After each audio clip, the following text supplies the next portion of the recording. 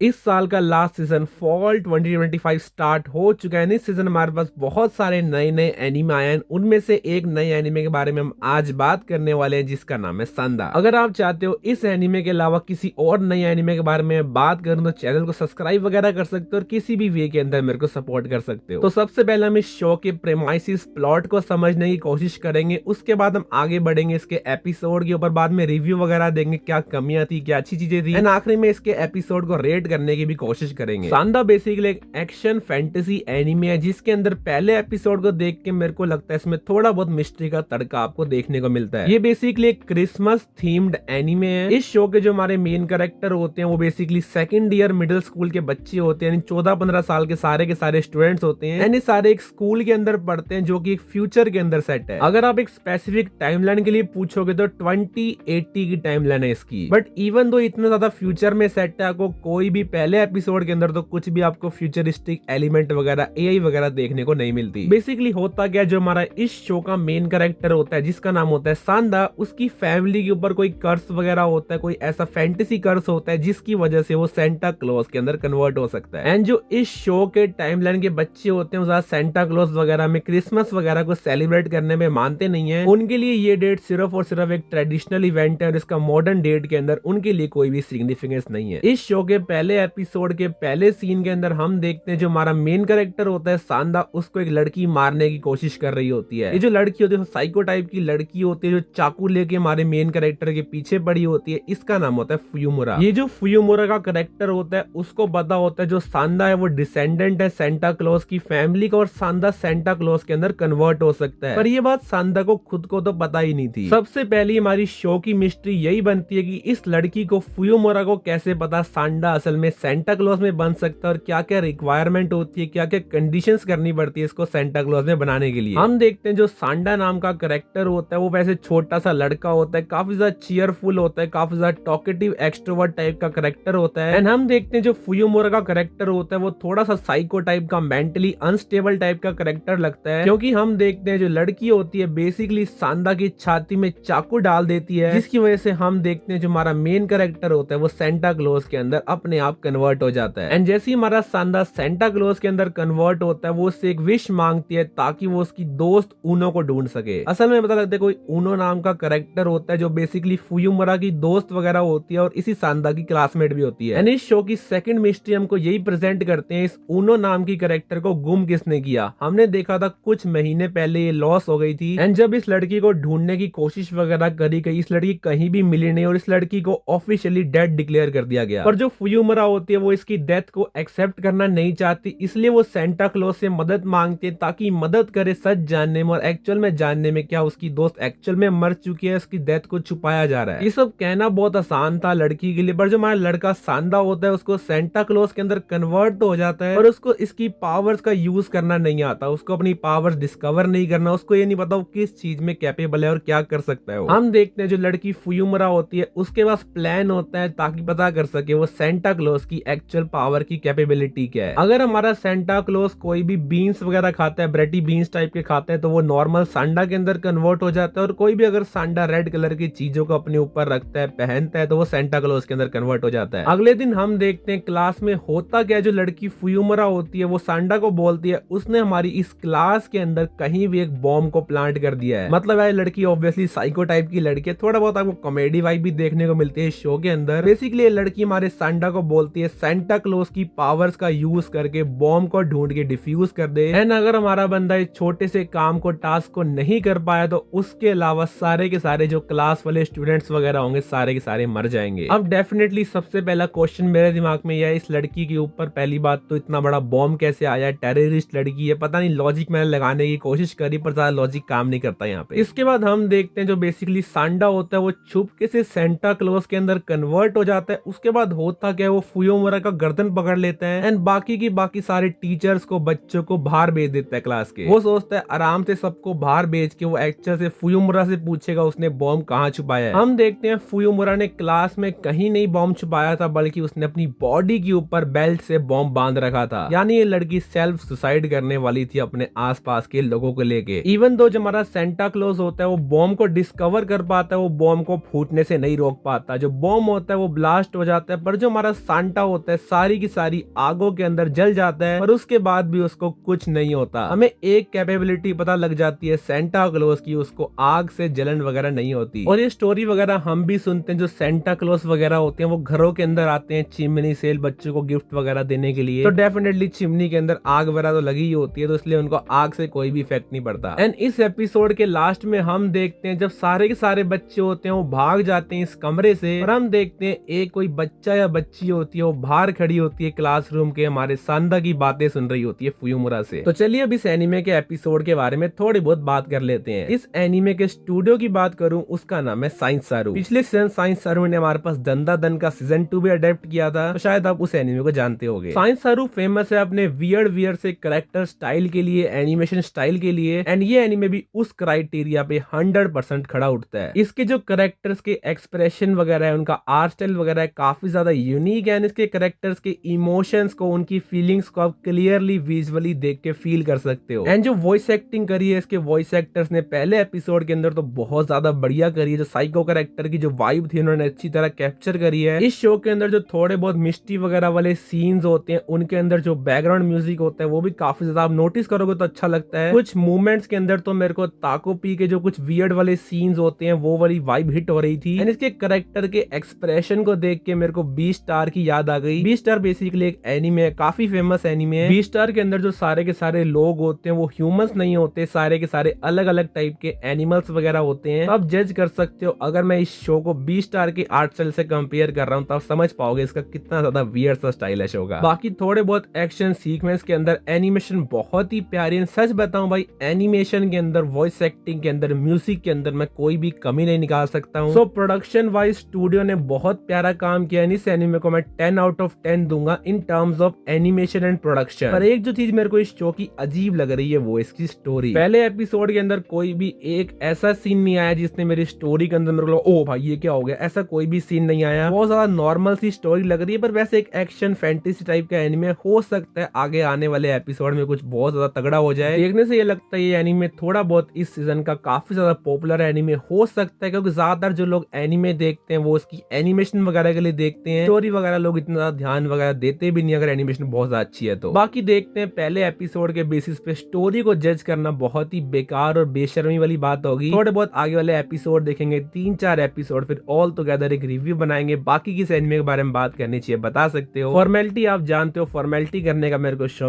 Watching, good bye.